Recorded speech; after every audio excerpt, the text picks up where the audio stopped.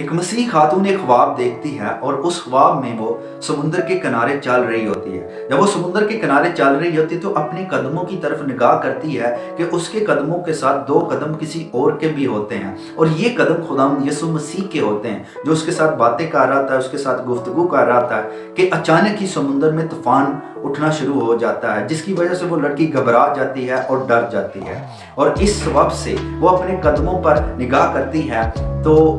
देखती है सिर्फ एक ही शख्स के वहाँ पर कदम होते हैं, और वो ख्वाब से जागती है तो यीशु के साथ शिकवा करना शुरू कर देती है, गिला करना शुरू कर देती है कि खुदावंद, जब मैं उस तूफान में थी तो तूने मुझे अकेला क्यों छोड़ दिया। तब यीशु मसीह ये कहता है कि बेटी, तूने वहाँ पर जिस शख्स के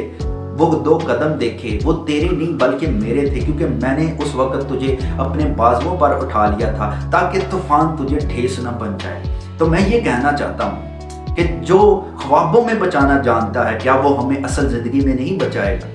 बस ईमान उस पर रखें।